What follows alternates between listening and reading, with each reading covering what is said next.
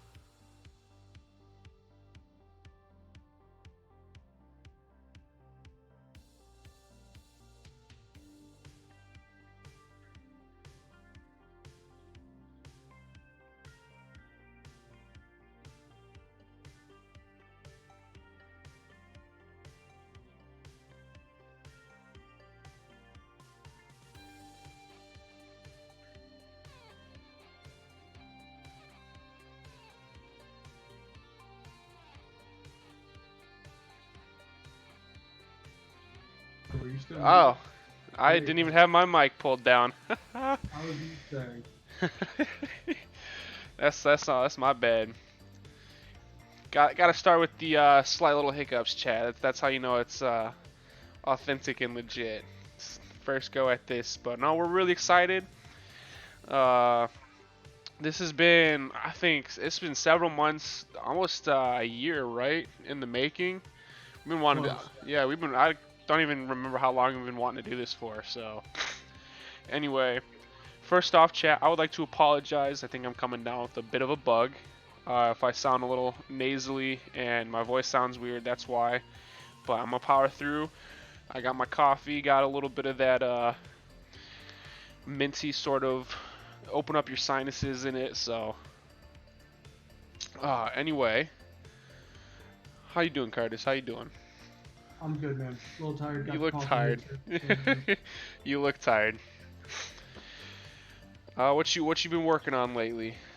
I know we played a game yesterday, but I didn't really hear what you've been working on lately. That you can talk about because we're under some stipulations here.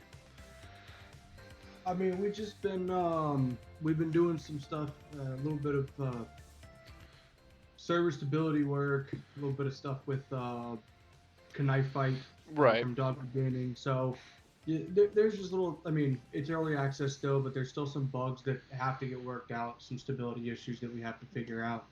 Um, I know the boss has been working on getting like a Mac version of it on itch.io. Yeah, So I've been that's hearing something. about that. Yeah, that's something that's going to be going on for or going out. I think next week sometime. I don't remember exactly when he said it was going to drop, but yeah, I mean it's Awesome. exciting. Hell yeah. By the way, chat, um, Dogwood Gaming, that user you see in chat right there, that is our boss. Hell of a guy. We are really blessed to be working for him. But um, yeah, he does a lot for being one guy. I'll say that. He's always pushing. He's always trucking through. It Yeah, amazes me honestly. Um, man's a beast. oh yeah. But yeah, no, for me, I've just been trucking along, trying to get my fucking um, my graduate done. Finally got my interview application set up, so whew, that's been waiting, nervously waiting to set that up. But I say we try to start this up. So chat, by the way, what we're gonna be talking about today is we're gonna be talking about some social interaction games, how like deception is used in them.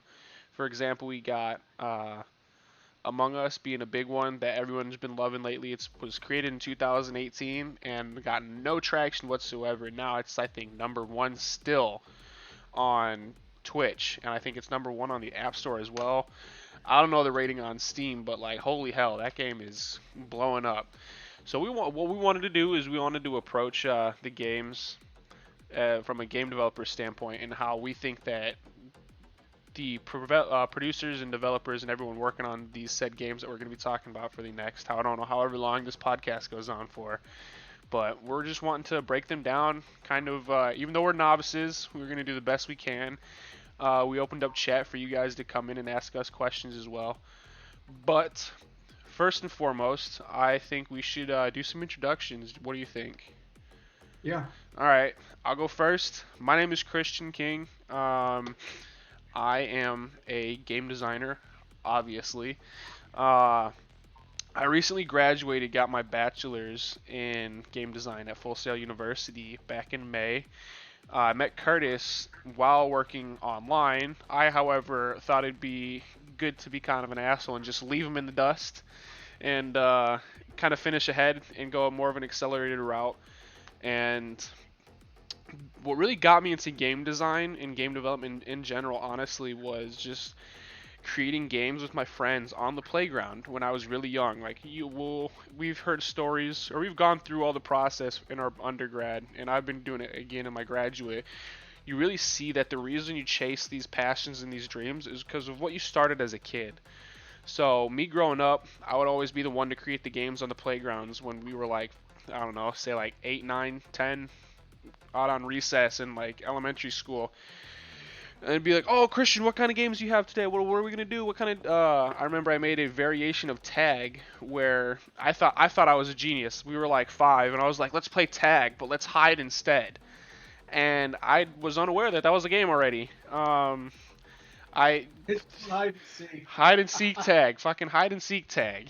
But yeah, no. As it started going on, we created games where it was kind of like King of the Hill, but tag related. It was a lot of tag. I don't know why. I was a tag kid. I was one of those guys. I'd always be like, let's play some tag. Let's play some tag. I remember I started wrestling matches. I got suspended for that at one point, but I started wrestling matches on the playground in 3rd grade, I think it was. Set that up, and it wasn't traditional wrestling. It was like WWE SmackDown versus Raw type wrestling. So we're fucking pile driving each other into the fucking wood chips. But no, I went to as I started growing up, I started enjoying more hands-on work. I've always been a fan of Legos. I still am. I don't care. Legos are lit. Um, but I really feel like being able to have a set of instructions helps, but every time I would just open up my box and just put Legos together, I feel like, especially when I was creating kind of like a mini world, that was where I felt at home. I'm not the best level designer. I try to do the best I can. I'm more like the logistics and rule setup person. Um, but yeah, no, I that's a little bit about me. We can get to know me a little more as these podcasts go on. But Curtis, how about you, man? How about you? What prompted you to get into game development? Honestly, so I was just kind of like hanging out, sitting on the couch one day, and my fiance was like, "Hey, you need to figure out what you're gonna do for a career." And I was like, "Oh, okay." Like I don't know what to do. And she says to me, "Well, what's something that you like?" And I said, "Video games." And she goes, "Well, figure out how to make video games." And I said, "Damn, that's a pretty good idea."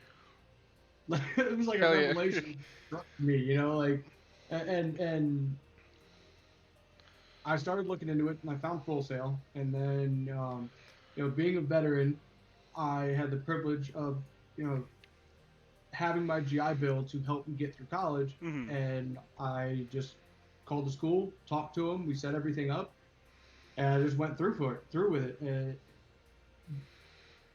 you don't really realize how much goes into making a video game until you've actually gone through school for it. Like you can say, "Oh, I understand exactly what the developers were doing," but no, you really don't. Like being a developer, designer, being a level designer, like it's so in depth that you really don't even understand Hell, I until still you've don't done understand. it. Right. No, that's what I'm saying. Like, even doing some of the schoolwork, you're like, why do I have to come up with 15 different mechanics when I'm only going to have 4? Like, Oh that yeah. doesn't make any hmm sense to me. But then you start to realize maybe one of those 4 that you originally thought were going to work don't work.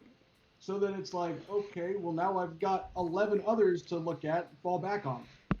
It's one of those things where it's you need to have a collective pool of ideas to pull from. Like they always said to us in school, don't ever like when you're brainstorming, they said just let the ideas come. Like word vomit onto the page all the ideas that you have, because if you don't, you're gonna forget something. You're gonna leave something out that really could have been something of a great idea for the game that you're trying to make. Oh yeah. I agree. Yeah, it really is. It's like I like how you capitalized on. Hold on, I'm not trying to put words in your mouth. You said word vomit. Yeah, that's right. I really like how you said that because even me personally, I got a task list that I had to do, and they were like, I want you to make 150 tasks and features to put in the video game you're trying to pitch to us. And I was like, Oh my God, like that's so many, but like no, it's really true. You understand like this doesn't just like happen overnight.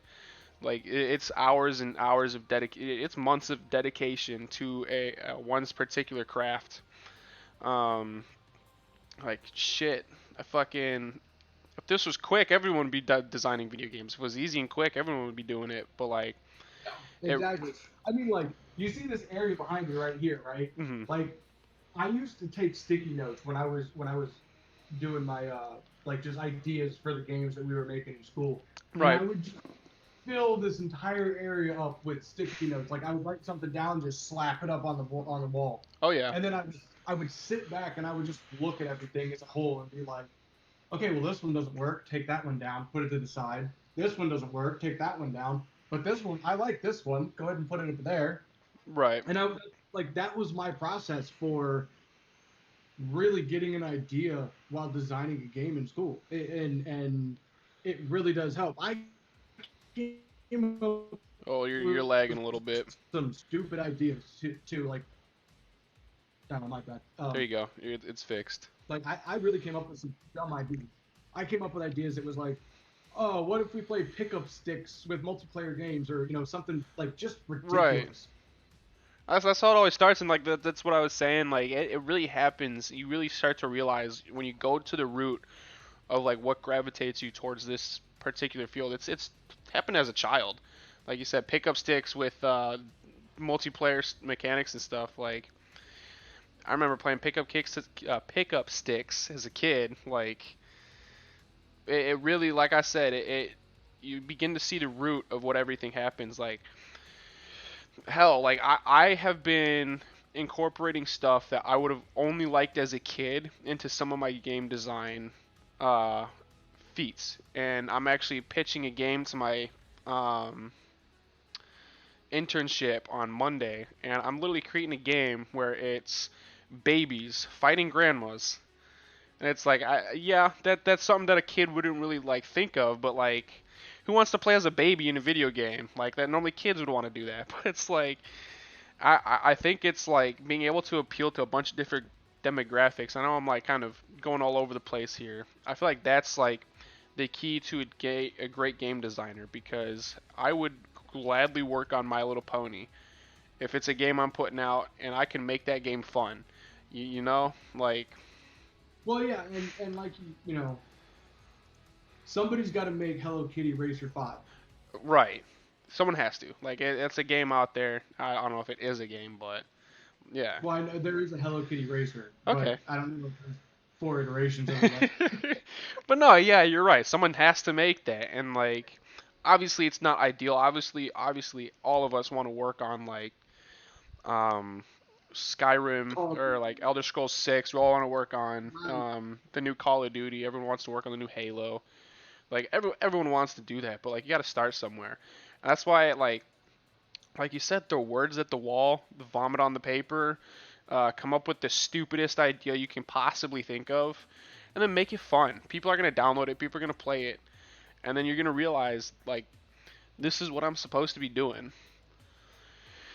Um, Preaching the truth Preaching the over truth. here, right? Right. At Dogwood Gaming, yeah, like I feel like He people fail to. Oh, go ahead. he understands, bro. I mean, Oh like yeah, he's had Dogwood for 5 years, and like it's tough to really figure out what somebody's gonna like to play. It, oh it yeah. really is. But you have to be passionate about the project that you're doing, Hmm. because at the end of the day, like you and I have talked about several times, dude, and we've had this conversation with Sam as well at Dogwood, saying, even if we make one video game that only one person has enjoyed playing, Right. the entire career has been worth it. Oh yeah, like it's that little bit of like not complacency. Shoot, what's the word I'm looking for? I know Um, you're looking at the master's program. hey. I'm still a little brain dead. Contentness. It's that little bit of contentness in life that like, man, I'm just doing what I love. Like if you're not doing what you love in life, then like, are you really like? Sometimes you gotta ask yourself the question: Are you really living? Like, Right.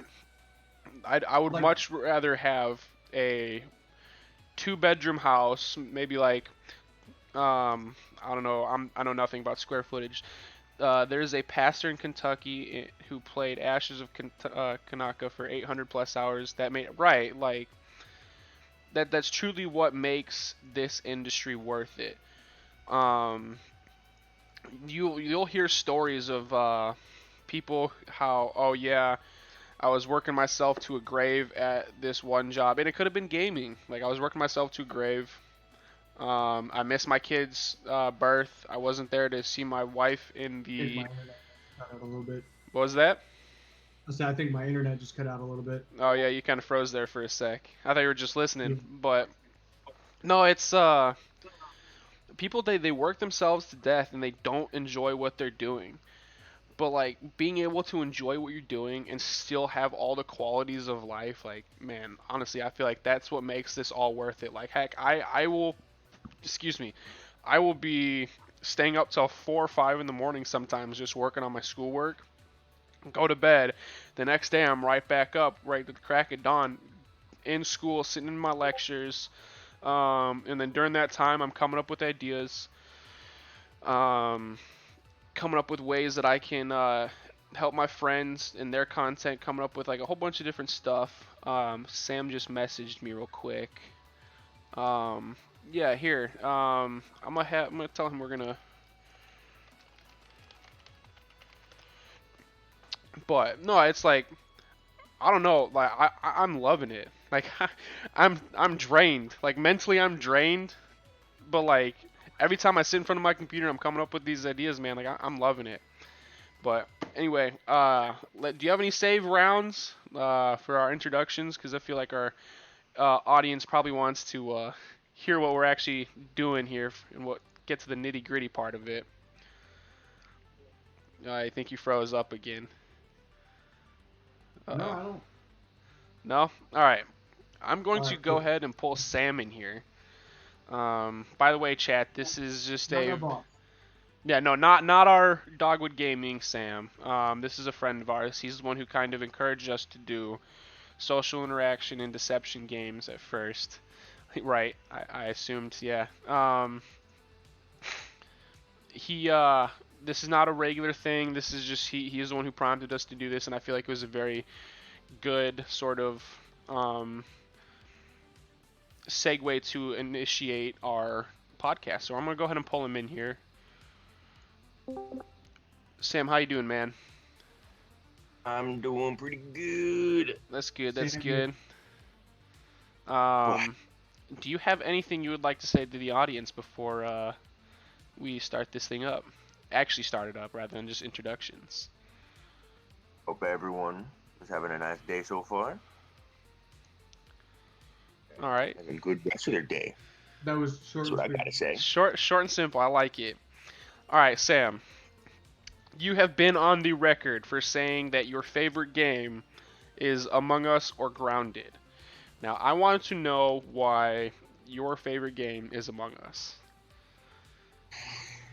Ooh.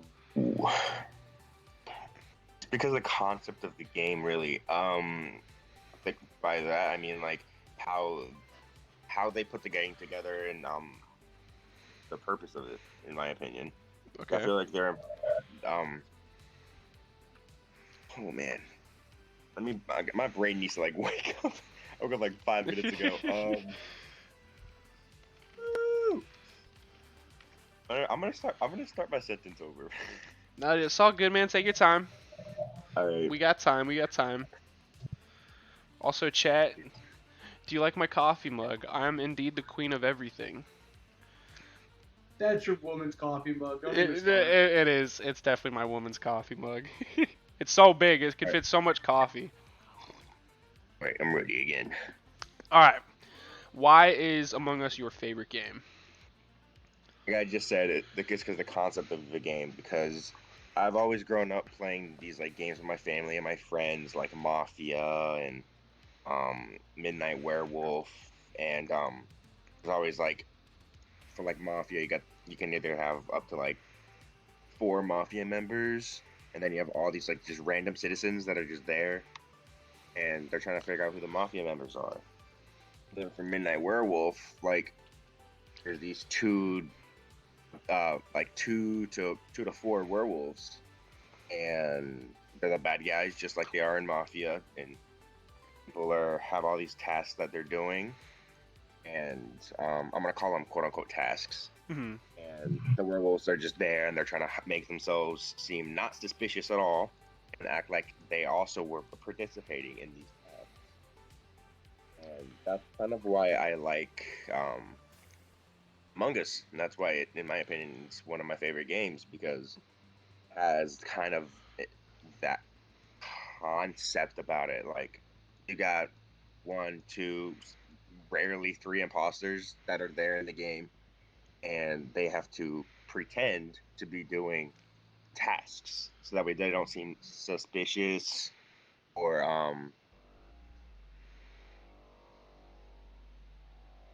when they gotta when they're like carrying out their tasks as the imposter, like being sneaky, Mm-hmm. planning their kills right, sabotaging, like just for me, parts of those are just spread into these other games that I've played, and it just makes me engage with it more. So whenever I'm the imposter, like I just like try to meticulously plan my stuff around, and sometimes you fail, sometimes you don't. Sometimes you just go the entire game and you're not suspicious at all. And Those are the best. Those are the best kind of yeah. All right, so breaking down crewmates and imposters, what do you think? Like, what is your favorite part about being a crewmate when you have to be a crewmate?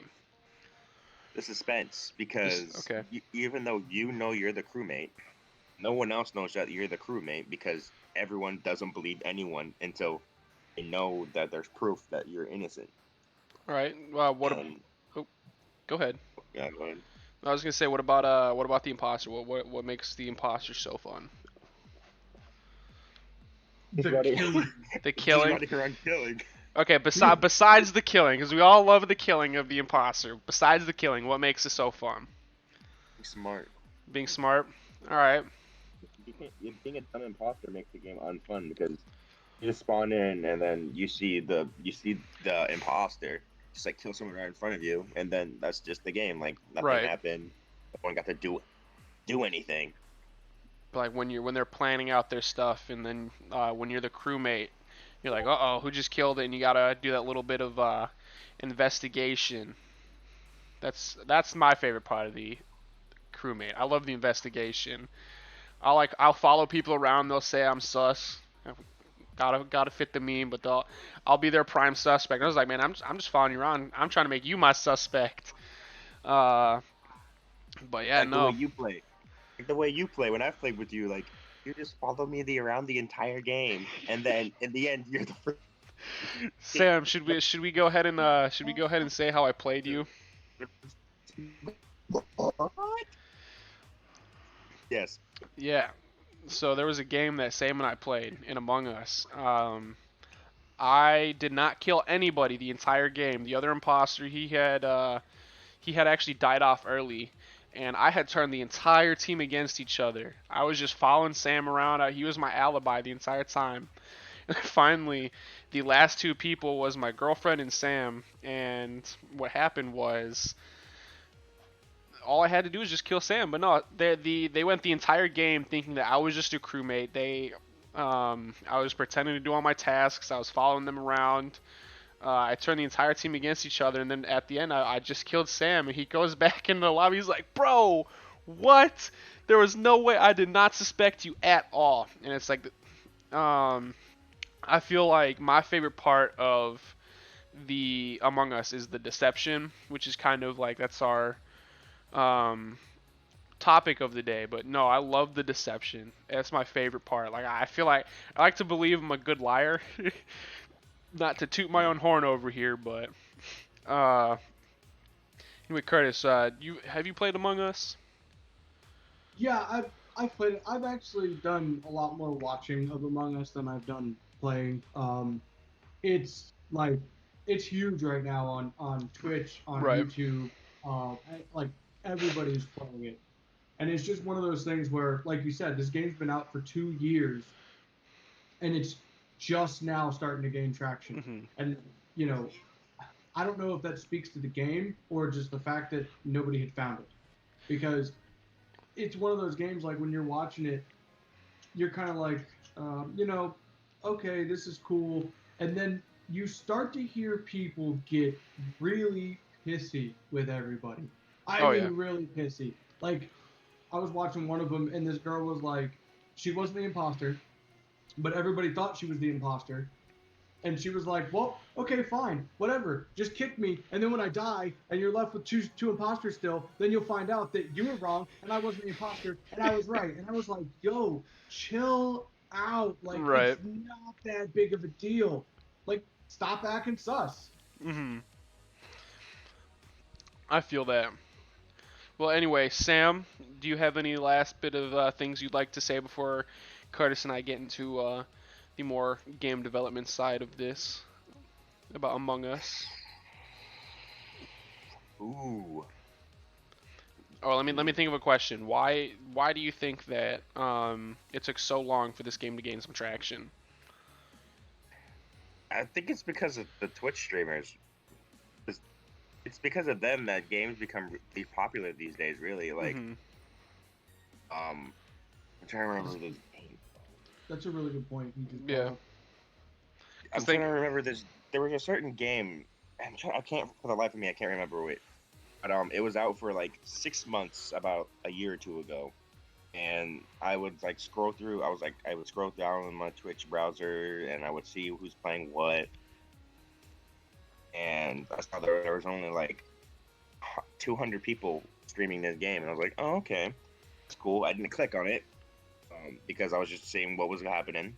Then I checked later in that year, and that game was just blowing up, and they were just getting about I'm talking about Fortnite. What am I saying? Yeah, I'm talking about Fortnite. There was like no one was playing that game, but then all of a sudden, Oh, this guy. it's getting like hundreds and thousands of views on Twitch. Right. Like, wait, what? So I had to check it out. So I downloaded the game, and I was like, oh shit, this is kind of fun. Then I grew out of it because I got kind of bored of it, like everyone else who was streaming that game. But I yeah, grew out of Fortnite because everyone started building skyscrapers to the fucking heaven. Having epic money, I think, helped a lot too. Oh yeah, no, definitely Dogwood. See, that's a good point that Sam brought up, that Dogwood brought up, because it's like, Epic has the money to be able to do the marketing for Fortnite, which once it started to gain a little bit of traction, you saw Fortnite everywhere, dude, everywhere.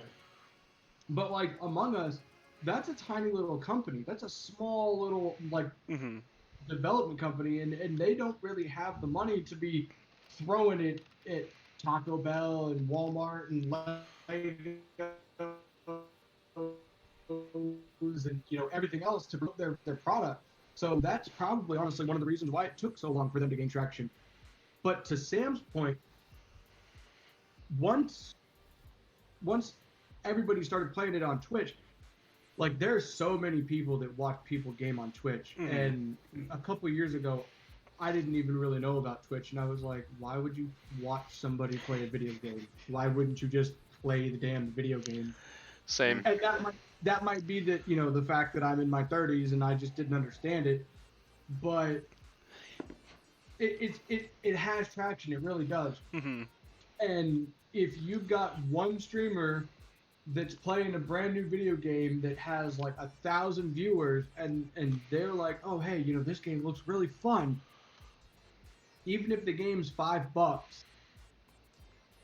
those 1,000 people, about a third of them, maybe 2/3 of them, are going to go buy that game. So that company just made 600 sales at $5 because one streamer with 1,000 viewers was playing it. And then those people are going to either stream it for their audience or tell their friends about it, and then it just multiplies, dude, just like word of mouth. I feel like marketing is a type of virus. If done properly, it can infect the entire world. Obviously in a good way, depending on the marketing strategy you're using. But no, it's definitely like once the marketing strategists they get their hooks into the right demographic, it just spreads like a wildfire. But Matt, And well, honestly, I don't think the demographic matters because you gotta think like, let's just take for instance, Call of Duty. Like mhm, Call of Duty is marketed towards adults, right. but the majority of the players are under 15 years old. Mhm. Well, you also have to make sure that yes, it's rated M and like really only adults 17 plus can buy it. Excuse me, but you got to think about it. They still gear a lot of the gameplay mechanics. They gear a lot of the aesthetics. They gear a lot of that stuff to that main 15-year-old like target demographic in a sense. mhm. Like yes, at face Yeah, in a value. sense. But then you got sorry, I didn't mean to cut you off, but you got No, games no, like you good. Splatoon, which is it's geared, marketed visually, mechanically, and everything towards children, and Okay. adults like that game more than the children do, man. I feel it. I like to think of it like this. It's like a meme I saw. I could probably pull it up. I won't do it though. But you got what was it? What was it? The target demographic for Pokemon. You have a kid. The Yep. actual people who play it is an adult. The target demographic for Call of Duty is the adult, and the actual people who play it is the kid. Oh, it's Um, absolutely no, yeah, like obviously as a kid I loved Pokemon. I still love Pokemon, but dude. um, It's in my Switch right now, my guy. right, like I remember buying my Switch. I waited so long to get the Switch too, though. I think I got the Switch this year on my birthday. Like, well, I think like 3 years after it finally came out. Um, it was oh man, I was one of the last ones to buy it. But no, I love the Switch. But as I was getting it, the bundle I got was with Breath of the Wild, which by the way, that game is phenomenal. Chat, we are going to be covering that the moment we get a game capture card. So if you actually, before I gotta do a little bit of plugging, if you want to support this channel, please hit that follow button. This will also be posted on YouTube. So if you're watching this on YouTube, hit that subscribe button. Get the bell notifications for more videos like this. Or if you just want to join the community, hit in the chat !dev time. I'll go ahead and put that in there. That's so you guys can come in, chat with us. We also have that timed um, message to come out. But no, if you want to support this channel, if you want to support our server, we'd love to have you. We'd love to get to know you a bit more. Just hop in, join. Um, it'll really help us because every bit of support that we get, we can pour back into the community. But anyway, the point was, the moment we get a capture card, we're going to be covering Breath of the Wild. That way we can get some actual good gameplay, put that up on the stream and whatnot. But anyway, I remember like, what games can I buy when I bought my Switch? Pokemon Sword and Shield was the first game that came to mind. I haven't played a good Pokemon in a long time. And yeah, they kind of made a baby mode Pokemon, but man, I still love it. They kind of changed the way you play Pokemon with like the open world aspect of the hunt or the wild zone. Yeah. Yeah, like it was crazy. It was crazy. Like normally it's very isometric, it's very linear, and now this one they kind of made it so like the world is like your decisions matter now. Like okay, if I'm gonna walk into a level 60 area with a level 20 Pokemon, I'm gonna get my ass beat. Which, by the way, happened to me. Like, I wandered into, well, it was just walking around the wild zone. I walked in. Um, I saw an Onyx. It was a level like 30 Onyx. I was like, oh, bro, I could get an Onyx already? Sweet. And I was unaware. I walked into that battle. I saw the level 35. I'm like, oh, man, I'm level 11. Run. Didn't let me go away. I had to wait till like almost like 4 of my Pokemon fainted. So I was like, okay, I'm getting out of here. But no, yeah, like I can agree with that whole concept of like demographics. I feel like to an extent they matter, but it's also just about who actually picks it up and actually like runs with that marketing strategy that the marketing strategists actually use. Which man, I'll be honest, this last class I just finished, Yeah. Mega. there is like so much that goes into just shipping a title, and I'm pretty sure Dogwood Gaming can even attest to this. Like It takes the marketing strategists, it takes the business analysts, it takes the game developers, it takes the game artists, it takes the producers, it takes the investors, and there's so many factors and stakeholders that come into producing and developing a game. It's mind-blowing. I think of it as a an iceberg. You got like you what you see and what we see when we're playing a game, it barely scratches the surface. You got the if I can explain this metaphor a little bit, if you haven't seen the picture of an iceberg from the side view, you have maybe like a fifth at most. Heck, that's even being generous. You have like a fifth of the iceberg above the water, and you have like thousands of feet of the iceberg at the under the sea level. And like that's how gaming and that's how the game design industry is.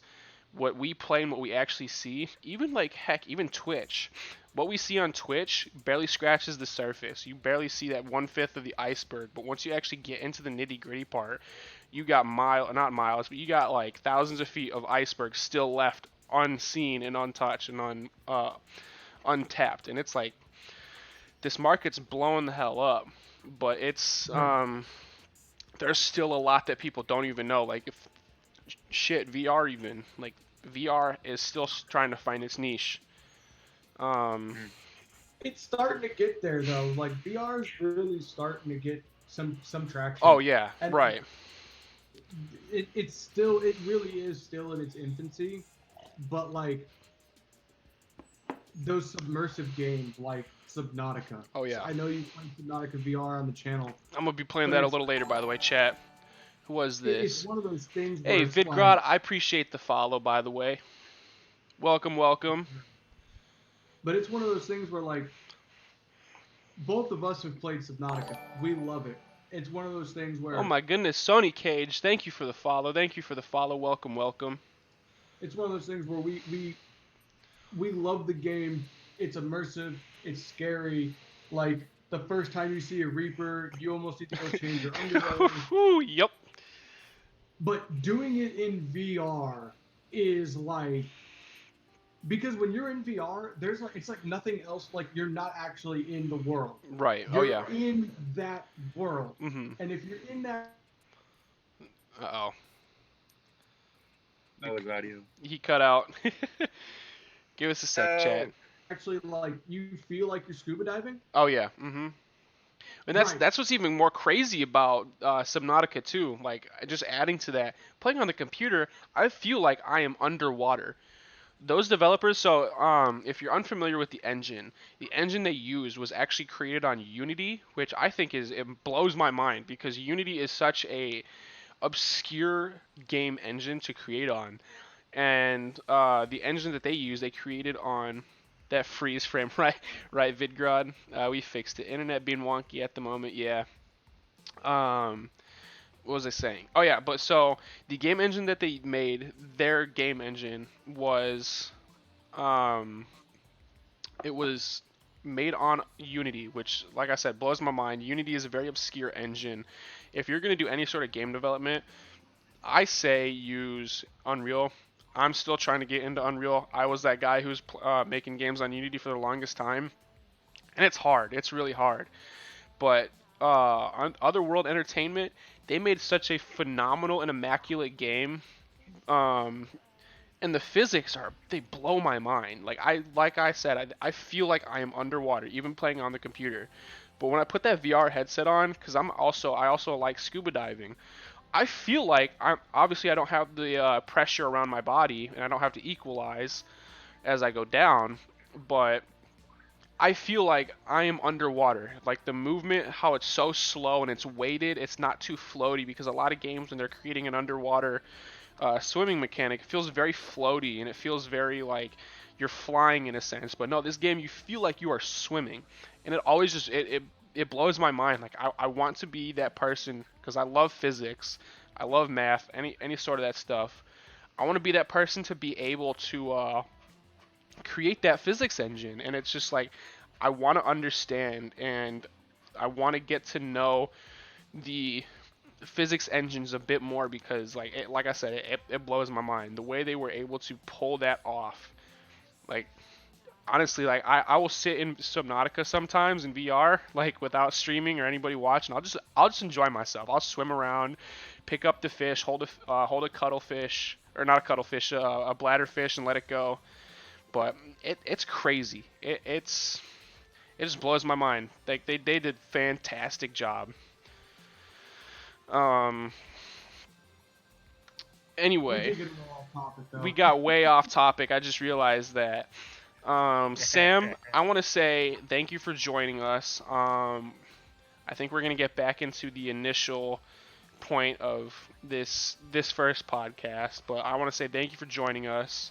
It was very much appreciated. Thank you for giving us the idea to do Among Us because, yeah, you too, Sam. Dogwood Gaming Sam. Um, we're not ending the stream. I'm saying Sam in the chat. This guy right here. Yeah, me, Sam. Um, But Sam. but we're going to get into the actual. No, yeah, Sam.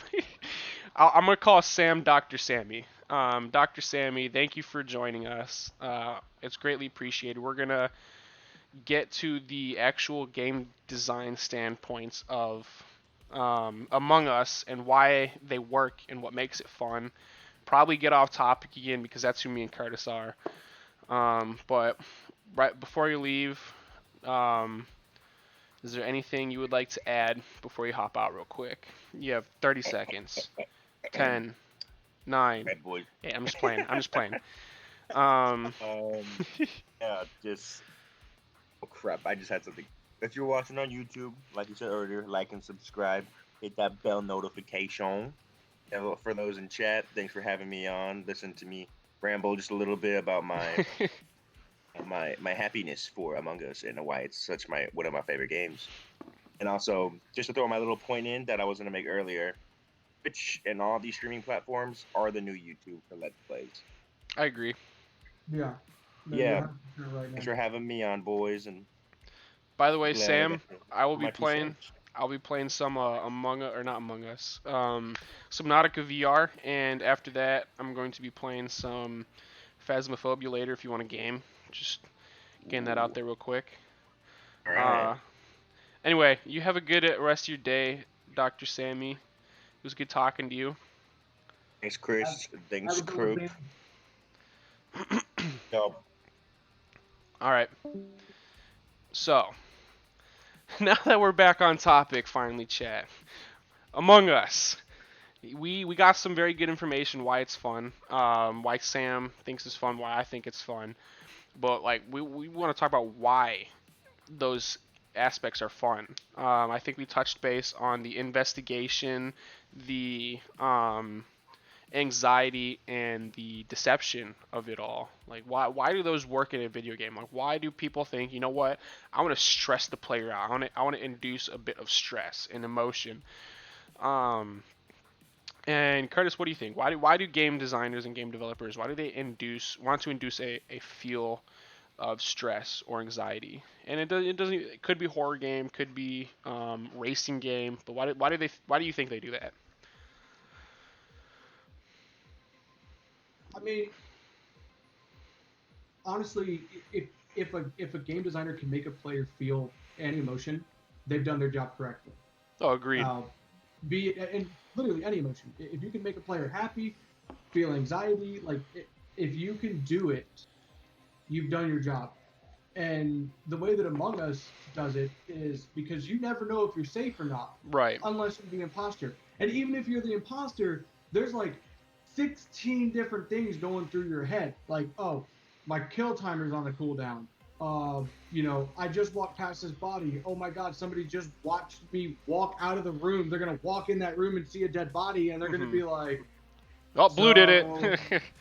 Does somebody want to tell me why that looks so suspicious? Because Right. it's like, and then right then and there, the player's like, oh shit, oh God, here it comes, here it comes, and that's what you're making the player feel an emotion, and if you can do that, you have succeeded. Right. I don't know how they planned it. I think they were just sitting in a room and they're like, okay, so listen, here's my pitch for a game. You're on a spaceship. and the spaceship has to be fixed. But there's going to be one person that runs around and tries to kill everybody else before they can fix it. Right. And they were like, "Oh yeah, that sounds like a great idea. Let's go."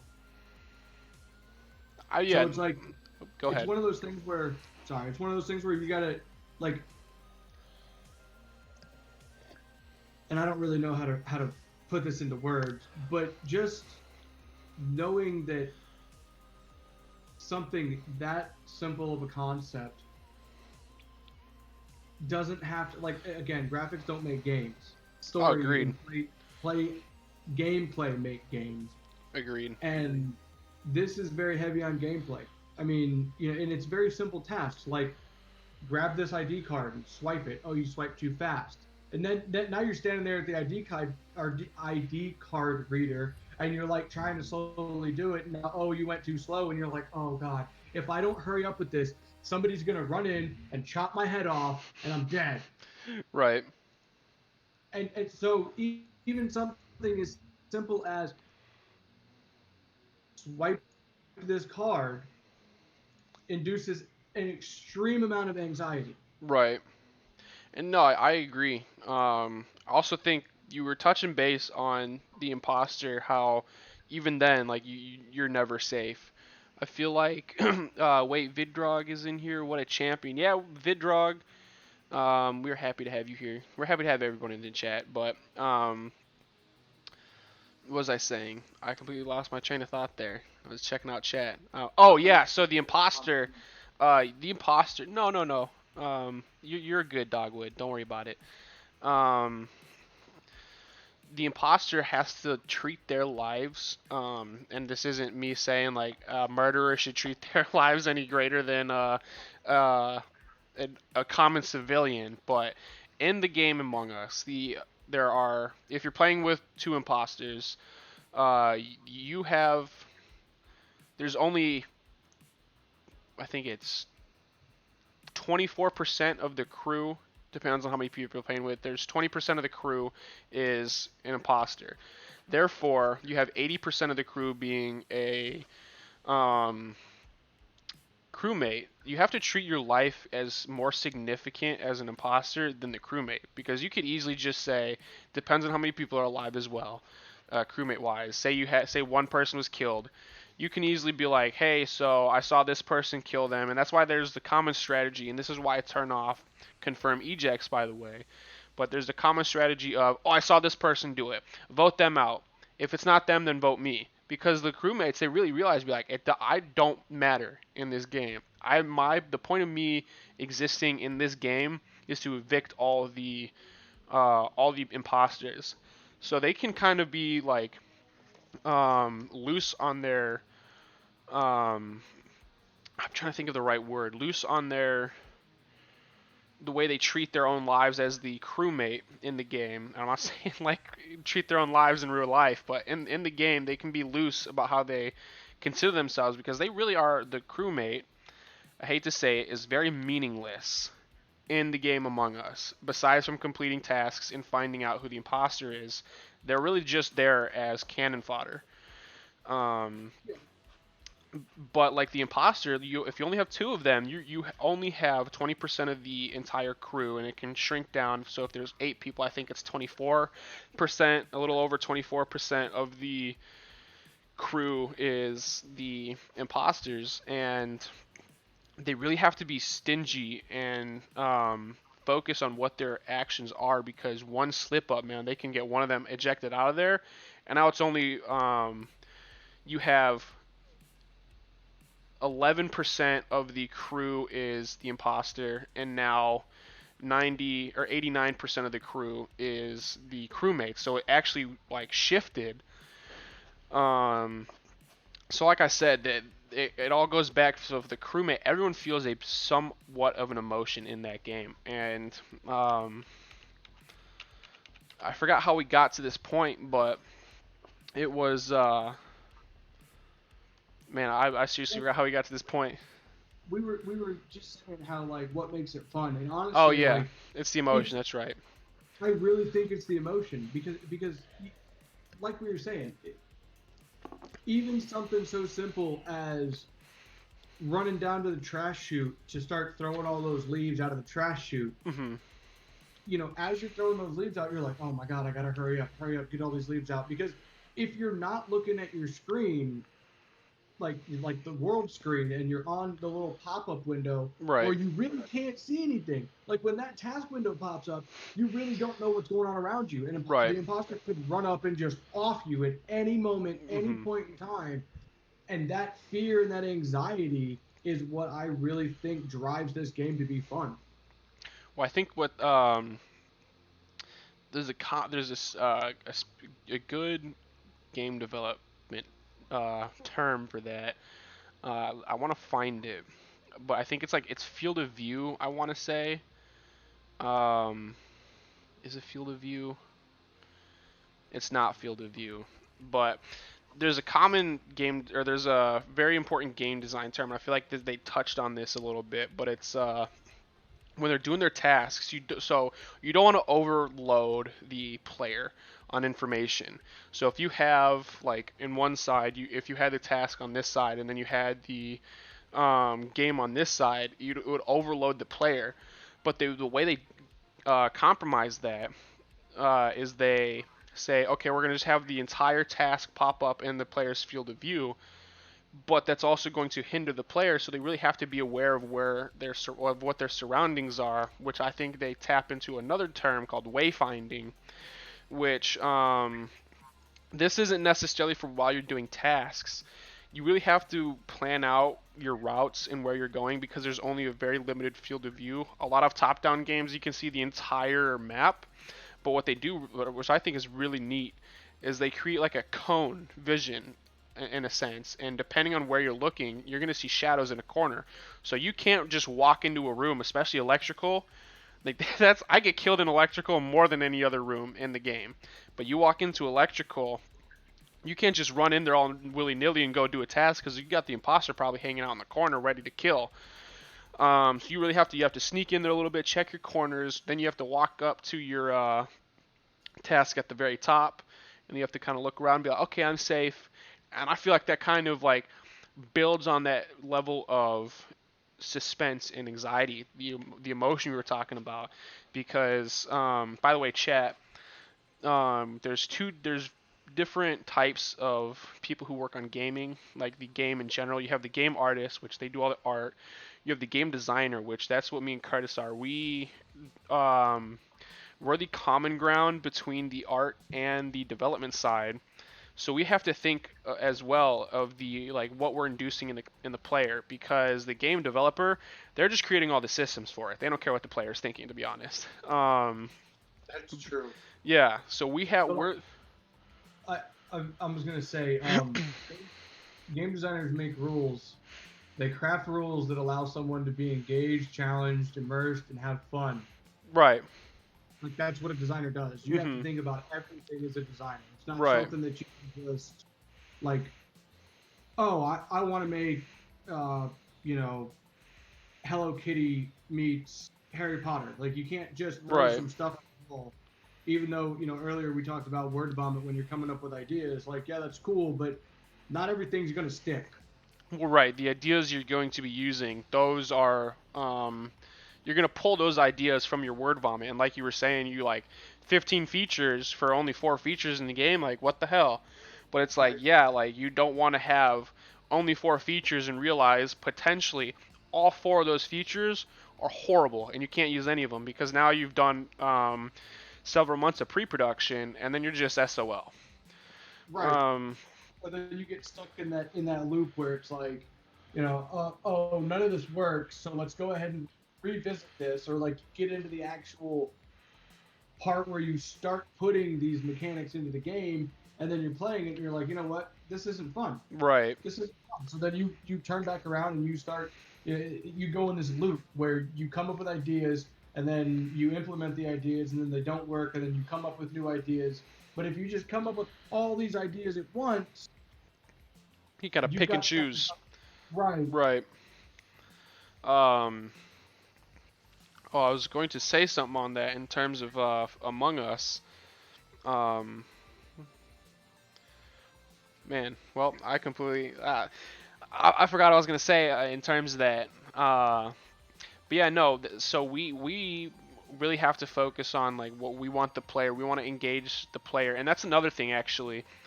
There's a difference between fun gameplay and immersive gameplay. Um, Yes. Immersive gameplay turns out to be fun because you feel like you are in that environment. Fun gameplay just means okay, I'm having fun playing, pick up the controller, enjoy myself for a little bit, put it down. But immersive gameplay, we as game designers, what we want to do is we want to basically convince the player to play this game for hours and hours and hours on end. Not saying make it an addiction and like spend all your time and money into a video game. I would love for that to happen for anybody playing my games. Not gonna lie, but when we're making games, we kind of want to. It's like a pitch when you're going to an investment meeting and you want to get an investor to invest money in your company. That's really how it is when we're making games. Like we want to pitch, we're pitching you a game on release essentially, and we want you to spend money and we want you to spend more money on it. I'm not saying I'm in it for the money, but to an extent, like this is my career and this is what I'm doing. I kind of need money from it, so we want to. We're trying to convince you to play this game over and over and over again. So we want to immerse the player. And going back to Subnautica, honestly, I feel like Subnautica does a great job of immersing the player and convincing them that they are in this world. They are stuck on a world by themselves. There's a virus that they're gonna um, they're gonna contract the virus, and like they need to get out. Like this is an unsafe environment. It's 90% water. There are creatures that want to kill you. So I feel like Subnautica does a great way of like pulling people back in. We want to pull you back in. Like Call of Duty, like oh, go ahead. Go ahead. I was to say Among Us does the same thing. Right. In Among Us, you really feel like you're a part of that crew. This crew is on a spaceship that's stranded in space because all of these things are broken on the ship, and oh shit, we need to fix it. Right. And from the start that there's somebody on that ship or people on that ship that are trying to kill you, and you're just like, okay, shit. Like, what do I do? Like, right. What do Right. And so, like, that's a prime example of an immersive game. Exactly. I feel like that kind of touched up on our next question. Was going to be why do people gravitate towards Among Us? And it's like it is that level of immersion and emotion. Excuse me. That or they just want to kill their friend. Right. See that's why I gravitate to it. I love being the imposter. But no, it really like I feel like you hit the nail right on the head. Like we are like whoever made Among Us. I still don't remember who made Among Us, but they did a really really good job of pulling the player back in, and the microtransactions in that game too. Like they're genius. Like that's another thing about the gaming industry. If you can do microtransactions properly, you have successfully made an amazing game. Like obviously I'm not saying all microtransactions are good. There are a lot of bad ways to do microtransactions. For example, with Battlefront, Star Wars Battlefront, the first one that came out, not the old school ones, but the ones made by EA. Oh, that was a horrendous way to do microtransactions. The loot crates, it was it was gambling. It was gambling. Yeah. But Also, like Innersloth. Innersloth is the developer. Innersloth, that's right. But yeah, no, Innersloth, they did a really good job of creating a free game with just microtransactions that are aesthetics.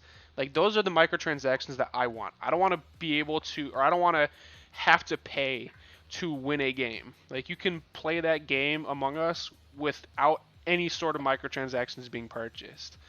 But there are some games out there that just they decide, oh hey, you know what? No pay to right Dogwood, no pay to win. Hashtag no pay to win. Like that infuriates me. Like when I play a game, I want to pay the $60 that I paid for and be able to play the entire game. I don't want to have to pay for, hey, here's a gun that's going to like god tier level damage. pay for this gun and you can basically win every single game. It's like, why? Give it to me on launch. But if you want to make microtransactions that are purely aesthetic, fucking do it. Like, I do not care. Like, I will pay to have a skin. Like, that's just who I am. I want to have a fun skin.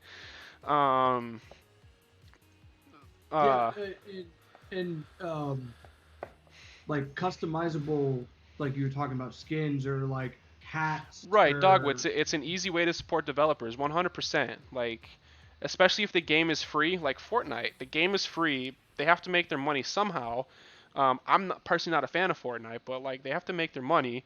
So what do they do? Have money. Well, when it first came out. Right. They had to make their money back on it. But no, right. I but anyway, continue your thought. I didn't mean to interrupt you. No, I was just saying, like, you know, a weapon skin, a hat, a funny costume, like, these are things that the average gamer loves. Right. You know, if I can say, like, you know, going to Fortnite, if I can say, oh, I look like Thor, or I look like Iron Man, or I look like I'm made of electricity, and I only have to pay $3 for that skin, $4 for that skin, I'm probably going to do it if I've got the extra money and I really enjoy playing the game. Exactly. But no, yeah, if you're sitting over here like if I had to pay to be the imposter in Among Us, I would never play the game. I'd be like, all right, see you later. But no, it's just like you want a funny skin, you want a hat that is a knife in the game inside your head to look like because they just recently updated it for Halloween. And one of the hats is you can have a knife in your head. So it's like if you want to pay to look a little bit like spoopy, yeah, sure. I mean, why not? I'll do it. Like that's who I am. I like. Right. Like that's your objective. Like your prerogative. I mean, it's one of those things where, again, your people are going to pay a little bit of money to be able to look the way that they want to look. Exactly. There are also people out there who just like they don't even. Right. And there are people out there who they're not going to pay anything, which is fine. Like, they are still immersed in the game. They are still having fun. They are still able to get all the qualities and all the fun aspects that someone who put in potentially hundreds of dollars into a certain game. Like for me, I play Apex. I used to play it quite often. I haven't played it much recently, but I used to play a lot of Apex Legends. And you have all these people running around who bought battle passes. I never bought the battle passes. I had just as much fun as my friend who bought every single battle pass by just having like, oh, hey, that's a pretty cool skin. Maybe I'll unlock it with the crafting, the in-game currency. But no, I don't need to buy it with actual money, and I'm gonna get some sort of edge. I think it's having that really kind of pulls from that immersion. It's just like, hey mom, get the credit card. I need to win this game. Like, if you're having to say that to yourself, not obviously, hey mom, but if you're having to say I need to win this game, I'm gonna pay money. Switch the game. Stop playing that game. Put the controller down. It's not worth your time. You're absolutely. But. So like that's I know we kind of went off way on a tangent with microtransactions, but I remember there was a huge debacle, especially even with Call of Duty World War II. They did this as well, where you had to get the loot boxes, which battle passes. I feel like battle passes ended loot crates. Like you'll still have, I think in a lot of the games, you'll have like a small loot crate that you get for leveling up, but like it's not going to be like significant for like any sort of player. It's all random still. But the battle passes, they made it so like this gear that you want, we'll give it to you. You just have to pay us money still. Like we created a free game for you. Warzone, Apex, Fortnite, all these companies do it. It's like, yeah, hey, we'll give you, and they also have a free version of the battle pass too. But I mean, you've also got games like Overwatch, or Overwatch is, you know, like as you level up or as you do certain things, you'll get a loot crate. But it's, I mean, I really, really hate loot crates because it is so much gambling. Like, oh, I agree. I would rather go to the Hard Rock Casino with $2,000 than play a game with loot crates. I feel that. But yeah, no, It's ridiculous. it is, and I feel like the gaming industry had a steady decline for a while during that time where loot crates were a huge thing, and I'm so thankful. It's like trying to get CS:GO skins all yes, oh my god, $3,000 skins, pretty much like you're paying so much money for in CS:GO to unlock one skin. And it's literally like I don't know if anyone has seen the patents for it either, but it is nearly criminal. The patents were leaked for I want to say it was CS:GO, and it was so criminal that they basically were saying is like we want to get them addicted to paying for loot crates. And I was like, you want to what? That's disgusting. Like you want to get the player addicted to a gambling like it was Sony. Yeah, that's right. You're right. It was Sony. I was blown away. I was like, this is the industry I'm wanting to step into. No, like I am not going to be that person. They were going to push loot crates if you were struggling in a game. Yeah, no, like just But that's pay to win.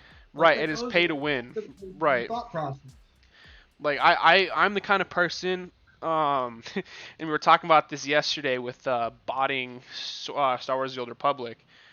Just play the game honestly. Like nobody likes a cheater. Like if I'll say this, I'm gonna rephrase this. Play the game honestly. Nobody likes a cheater, but if you're cheating for your own benefit in a game that only affects you, the individual, or it's a team-based game and everyone is okay with it, like Call of Duty Zombies, if you want to mod that game and everybody is okay with it, by all means, go ahead. That's your own prerogative. But if you're doing it and you're wanting to get an edge against other players, and it doesn't even have to be PvP per se, but if you're trying to get an edge against other players, stop playing games. Like you're a disgusting human being. But like if you're doing it for your own benefit and it's only affecting you, the individual, and nobody else, I mean, yeah, sure, Mike, go ahead and do it. Like I have been known to enter cheat codes in Grand Theft Auto. I've been known to enter dev codes while playing Subnautica solo just to kind of get a feel for the game and be like, what can I actually do? Never in my life have I been like, oh, hey, I am bad at Call of Duty. I'm going to install a JTAG on my Xbox just so I can kill a bunch of people. Look, man, we all spawn with a jetpack in San Andreas. Yeah, exactly. Like, that's fun. Like, that's fun. But again, they wouldn't have put those codes in the game if they didn't intend for the player to use them at some capacity. Exactly. If Um, you didn't want people to spawn oh, frame rate issues again. Grand Theft Auto 5, you wouldn't have given them the ability to put the code in. Right. Yeah. And developers, they know that people like to cheat. Like I am for myself, I will cheat for me as an individual in video games sometimes, just because it's like I want an extra edge. I want to cheese this game real quick. I'll also play games honestly. Um, Subnautica, I have a save where I have dev coded the hell out of it. I wanted to push the game to its limit and see how much I can actually do in that game. So I think I created like a base. I was in the process of creating a base around the entire ocean in Subnautica below zero, and I broke that save essentially. Like I every time I loaded in, it took like 30 seconds to actually turn my camera 90 degrees. So it's like that was more for me saying I want to see what I can do or what this game is capable of. But I also wanted to Right. create a save where it's just like how can I want to play this game as an actual survivor. I want to make sure I have the bare minimum of necessities and I want to basically struggle. And it's like that's like you said, people are gonna want to do that. So that's why the developers like I'm gonna do it when I create games. Like I'm gonna put in, hey, here you want to push the game's capacity? Here's a dev code. Spawn in 50 chickens. Skyrim did it. They installed mods in Skyrim. Same with Fallout 4. Uh, the developers like, yeah, hey, we know players want to do it. We know players enjoy doing this. It doesn't affect anybody else. It only affects them. Go ahead and do it. But that's why like online video games they have anti-cheat software because they know people are going to want to do it, and then they want to get on that quick and then ban them. And man, that was another tangent, but like, the gaming industry. Once you realize, like I said, it's all goes to that tip of the iceberg type of ideology. It really gets frustrating the deeper and deeper you get onto the iceberg because there's so much more that like we don't see when just playing the video game. Me personally, and I know Curtis is as well, and I'm pretty sure Dogwood could even attest to this. When I play a video game, I'm no longer just playing a video game. Ever since I've been through this process of playing or getting my bachelor's, I am looking for every single little flaw. And it frustrates me sometimes because my girl will be playing. What were we playing? We were playing. I think it was Black Ops 2 Zombies, and it's a pretty decent game, but there are still some bugs. And I was like, looking at this game, I was just like, man, I'm pretty sure it was the running, and it's still pretty damn near perfect. But there was one issue where I clipped through a wall, and I was like, man, clipping issues. Like, I just clipped through this wall a little bit. And she's like, why does that matter? I was like, well, I mean, I'm holding my gun. This is a physical object, and my gun is clipping through the wall. That shouldn't be happening. She's like, but it's just a video game. Who cares? I was like, but my gun is clipping through the wall. Like, that bothers me. It's like, it shouldn't bother the normal player. They're not going to care. But like, as I've been like seeing, I've been bug testing my own games. I've been breaking apart my games. You just start to realize you see games for what they truly are becoming a developer. And it can kind of ruin video games for you. Like, there are times where I've seen like my favorite video games kind of ruined, and it's just like, well, I'm not gonna stop playing it, but this mindset of where I'm in, like, I can't get out of it, and it's just like I want to be able to play video games again with a fresh mindset of like, just like, I'm just a kid playing a video game. But yeah, now so I was gonna say to that point, like I was playing something with my girl and she was stuck. Like she was just stuck, couldn't do anything, didn't know what to do. And I was like, oh, well, why don't you do this, put that here, do that, and then do this. And it worked exactly like I said it to, and she could progress. And she was like, how did you know how to do that? And I'm like, you don't understand. Like, right. When you've gone through school for this kind of thing, you don't just see the video game anymore. You see everything that makes up the video game. I see collision boxes and colliders and everything now when I'm playing the game. And it's not just like obviously it's not there. Like, it's a release copy of the game, but I'm like, okay, I can see this. I know it's there. And I know that if I walk in front of this door and I have the card, eventually I'm going to hit a collision box that's going to open the door. Right. And like, hell, even like, I'm not going to get into what the actual project is because I that's out of my jurisdiction to say, but when you were showing me that level design, I'm not going to say what it's for, my girl was sitting next to me and I was like, man, look at this. This looks awesome. And she's like, what is it? You can okay, so the level design for Ashes of Kanaka that you showed me for Los Postres, I was looking at it, I was like, oh my god, this looks so cool. Like, I saw a city, I saw a cityscape. I felt like I was from a 2D piece of paper essentially, and my girl's sitting there, she's like, what is that? All I see is boxes and lines and stuff. I was like, no, that's a city. And she's like, I think you're going a little crazy. Like, that blew my mind. I was like, holy shit. Like, Curtis, this is amazing. Like, this design, like, I saw what the end product could be, and like, that's what it is. Once you become, it takes a bit of spatial awareness, and once you start utilizing these practices every single day, it's literally just like, yeah, okay, I can see that. I see what you are working on, and I see what that finished project can look like. Obviously, stuff is subject to change, but still, it's like, it's crazy. Like, my mind has been altered when it comes to any type of different what is it? Any type of different UI designs, even flowcharts now.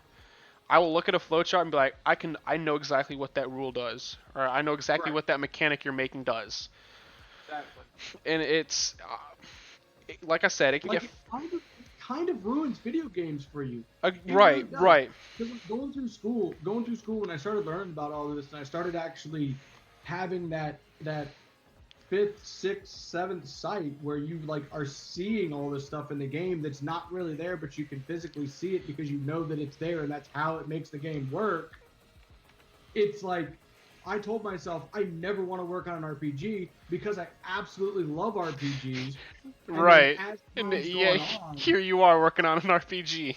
right, because as time's gone on, I'm like, okay, I want to do this because I Right. want to see how much work really does go into this. Agreed. Because, like, take Final Fantasy 15 for instance. Mhm. Like, just the aspect My of God, it does. the car, like the car, and Right. being able to drive around and having the mocap for all four members being there, and the fact that you can either A, fast travel, B, drive the damn car yourself, or C, get somebody else to drive the car, and you can just sit there and watch them have an interactive conversation with each other. Right. Like it's not a damn video game. Like you're actually watching a group of four friends take a fucking road trip to go kill a Right. monster. Right. The development that goes into that is absolutely astounding. Oh yeah, and this like actually I want to touch on Dogwood's or Sam's comment. He said, "My God, yes, it does ruin video games for you, LMAO." Yeah, it really does.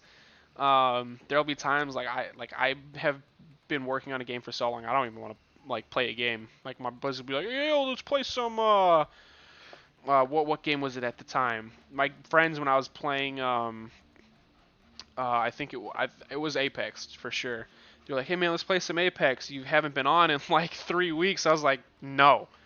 I was working on my capstone project, and my buddies from Chicago, they were like, "Hey man, come on, yo, I haven't seen you on Apex." And I was like, "I am not playing Apex.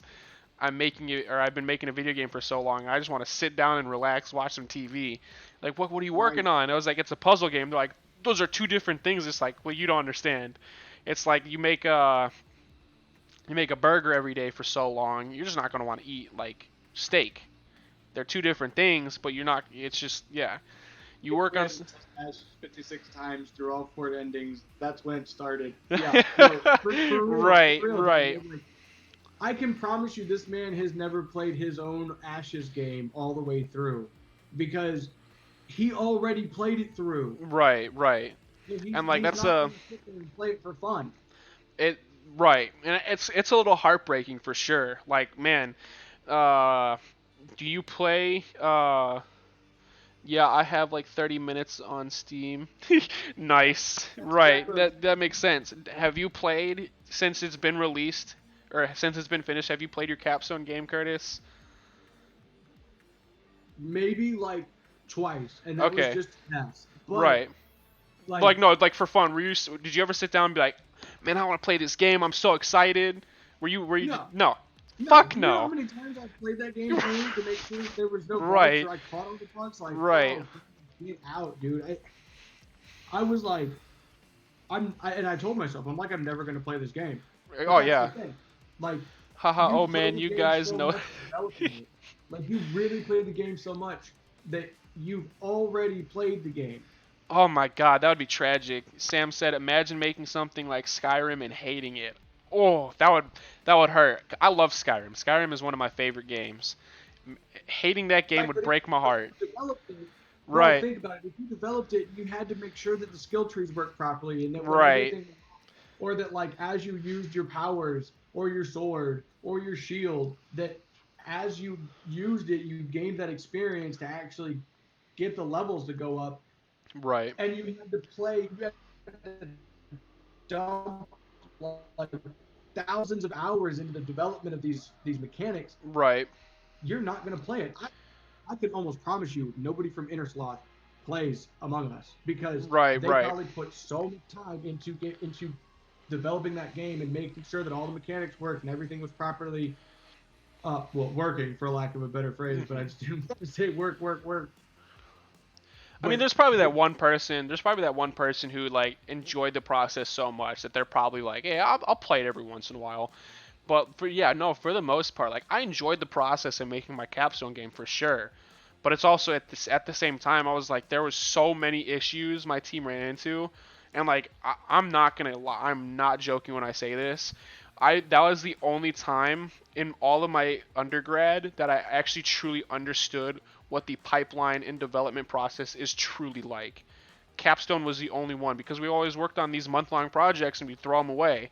Working on a project from start to finish, from the planning phase all the way through pre-production, production, testing, launch, or beta, launch, all those phases, going through all of those phases made me, oh, that was the automatic message.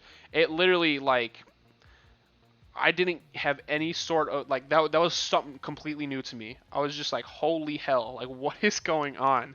But, in a minute here, I kind of want to take a quick break so me and Curtis can take a quick breather for 5 minutes. At 1:25, I think we'll be back at 1:30. What do you say, Curtis? I gotta go to the bathroom. Dogwood says that's why seeing a game to the finish is a big thing on res. Oh yeah, no, for real. It's one thing to say you have a published title, but if you have said, yeah, I worked on, like Skyrim for example, I worked on Skyrim from start to finish. People are gonna be like, I want that guy. That guy, I need him on my team now.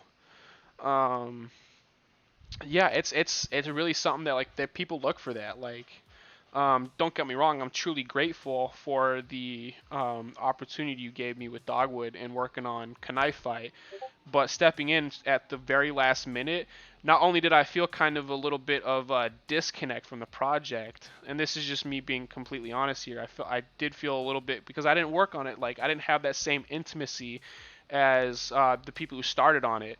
I still enjoyed every bit of it, every testing with Curtis. I was like, hell yeah, I'm ready to do this. But there is a level, it's hard to jump. Oh no, for sure. And that's why like I'm so excited to be working on Ashes of Kanaka because it's like I'm gonna be working on this from the start, and I'm gonna have that level of intimacy working on this, and it's like it's gonna be refreshing to like not obviously going through the process might be a little rough because it always is, but not being able to experience that because there really is, and it's going to sound weird, chat, but there is a level of intimacy working on a project from start to finish. You start to see like this is my brainchild on paper in a sense. Obviously it's an engine, but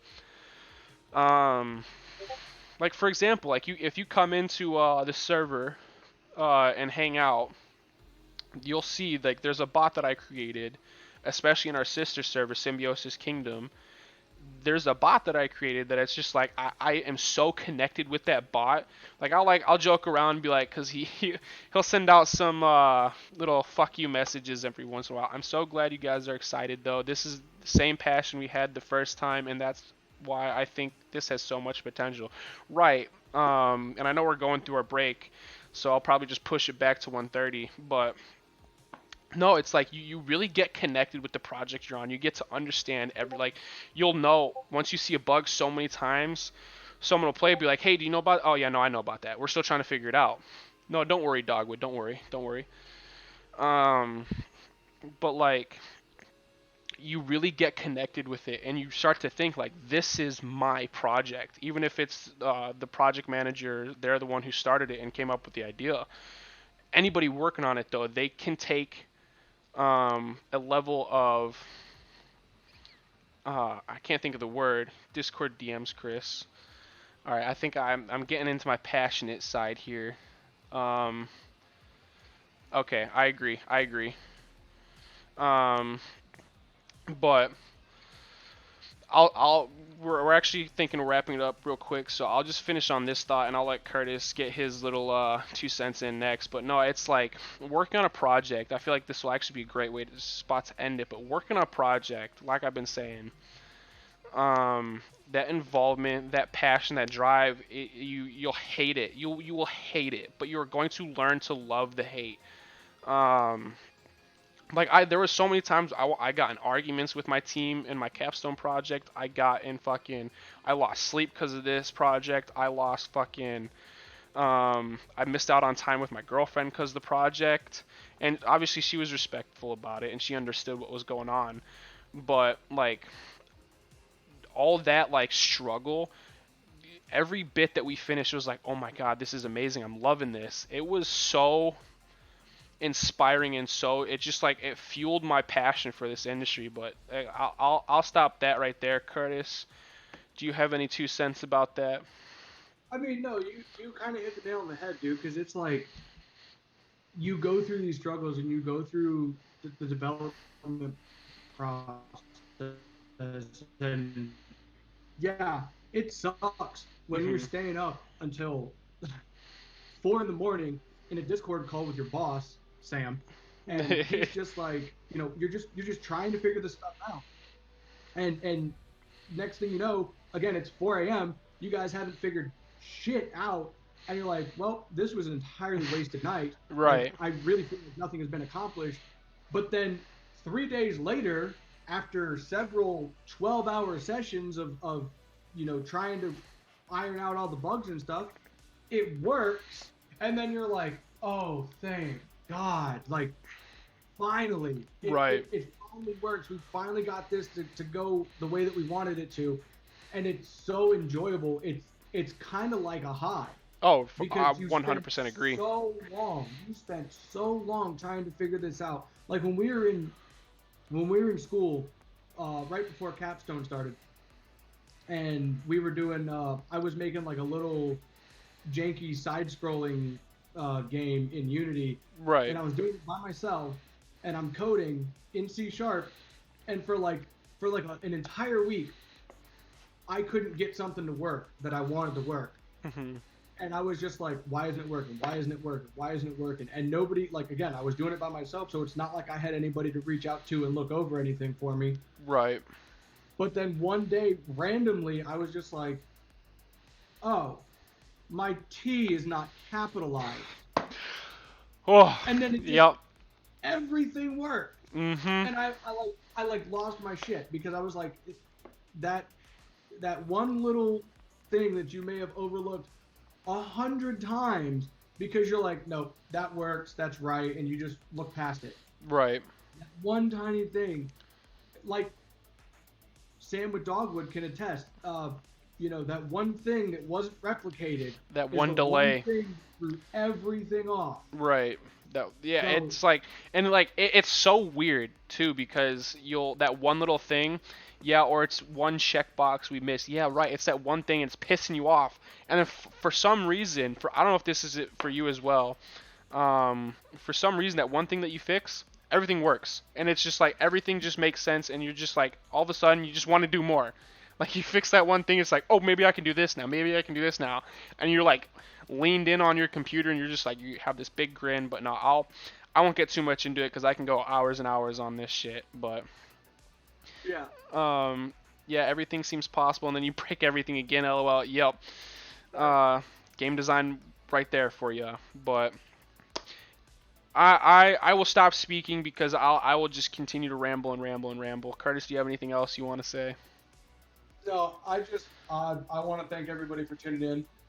Again, it's our first episode, so this is going to be kind of a learning curve for us, and I appreciate everybody sitting here and just talking with us, listening to us talk more or less. Hell yeah. But we're going to be every Saturday at noon. We plan on doing a podcast, so if you guys tune in. If you miss it, you can go to the YouTube page, Dev's Eyes. I know that Chris has been doing some tutorials for Discord bots.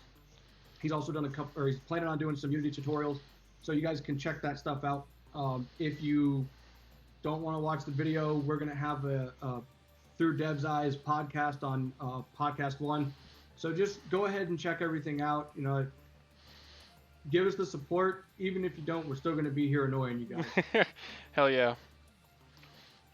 Anyway, like Curtis said, we're really glad you guys sat in here. Hopefully next time, and we'll start having. Hold on, my cat's trying to invade my space here. Hopefully, thank you, dog. I really appreciate that. Hey, get out of here. Sorry, that was my cat again. Like I said, we really appreciate it. We really appreciate you guys sitting here listening to us ramble about our passions, what we hope to achieve out of our dreams and whatnot. But hopefully as we continue on, they'll gain more structure, because I know we started saying that we were going to make this about Among Us, but it just took a complete left turn and went to talking about our passions and whatnot. And honestly, like, that's really what like your career should be about. You talk about something about it, and then it just goes into an entire conversation. But like you said, check the YouTube if you missed the stream. This one will also be on the Twitch for 15 days. If you like what you saw, please feel free to hit that follow button. That way you can get notified next time we're live on Twitch. If you're watching this on YouTube and you like this content, please feel free to hit that like. Make sure you hit that subscribe as well. Get those bell notifications every time we post a new video. I'll be posting Unity and Discord bot tutorials every once in a while as well. And if you just want to join the community, join the Discord. We'd love to get to know you a bit more. If you're in the chat right now, !devtime. I'll write that in the chat one more time for you guys. But no, we are really happy you stopped on by. Like I said, structure will be a thing we work on. Anyway, have a excellent rest of your day. Have a blessed weekend. Stay frosty.